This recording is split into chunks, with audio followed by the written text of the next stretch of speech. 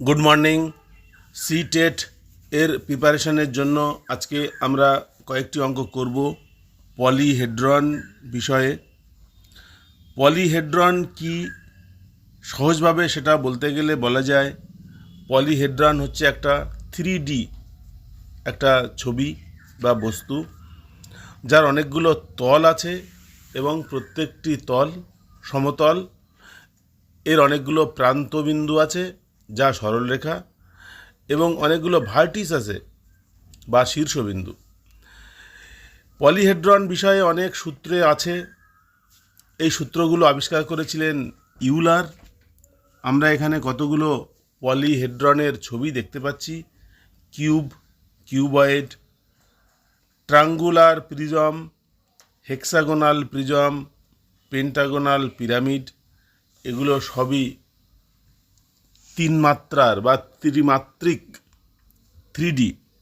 এগুলো এক একটি বস্তু যার অনেকগুলি তল এবং প্রত্যেকটি তল সমতল, প্রত্যেকটি প্রান্ত এক একটি সরলরেখা এবং এর অনেকগুলো শীর্ষবিন্দু আছে। এই পলিহেড্রনের অনেক সূত্র আছে। সূত্রগুলো আবিষ্কার করেছিলেন ইউলার, যার জন্ম 1707 সালের 15ই এপ্রিল সুইজারল্যান্ডে এবং ইনি মারা যান রাশিয়াতে 1783 সালে 18ই সেপ্টেম্বর। ইনি একজন সুইস গণিতবিদ। আমরা প্রথমে যে অঙ্কটি করব সেটি স্ক্রিনে দেখা যাচ্ছে।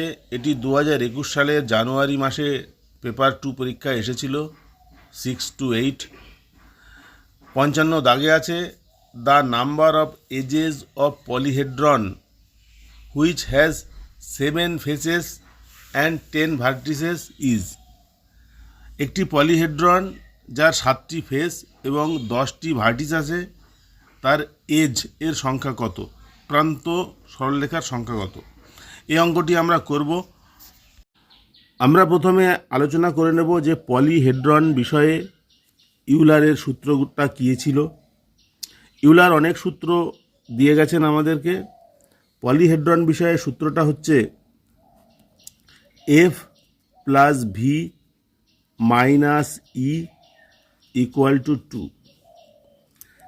Faces, vertices, edges. কোনো একটা পলিহেড্রন আমরা যদি আঁকি, ধরা যাক একটা কিউবয়েড আঁকলাম। আমরা জানি এই কিউবয়েডের 6টি তল থাকে।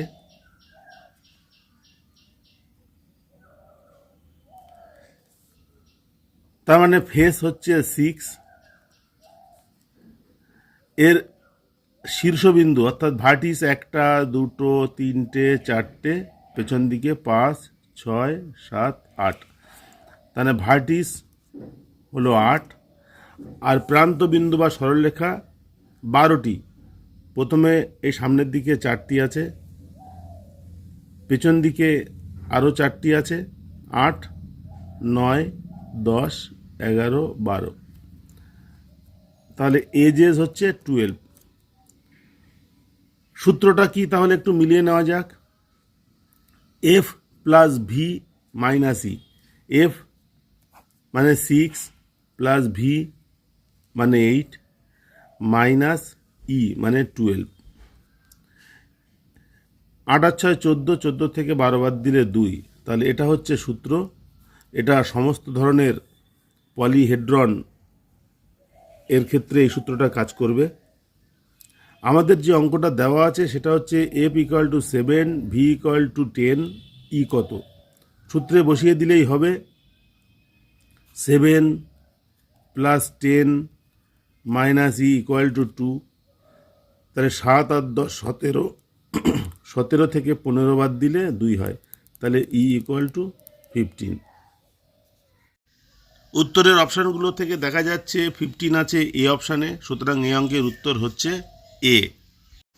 এবার যে অঙ্কটি করব সেটি একটি বড়, ডিসেম্বর মাসে 2021 সালে এসেছিল, পেপার 2তে 46 দাগে আছে। The number of faces, vertices and edges of a polyhedron A are X, 10 এবং 15। Number of faces, vertices, edges.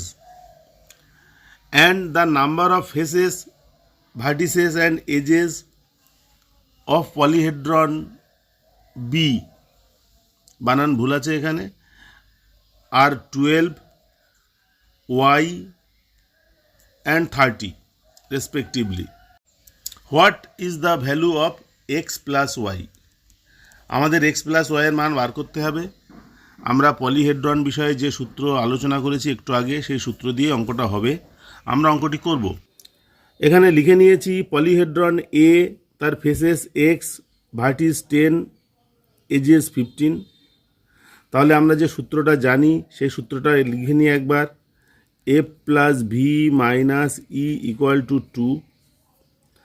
তাহলে আমরা এখান থেকে পাই X plus 10 minus 15 equal to 2। তাহলে এক্স ইকুয়াল টু 2 প্লাস 5 মানে 7। তাহলে এক্সের মান পেলাম 7। এবার একই রকমভাবে পলিহেড্রন বি থেকে আমরা পাই এফ মানে 12 plus Y minus 30 equal to 2 হবে।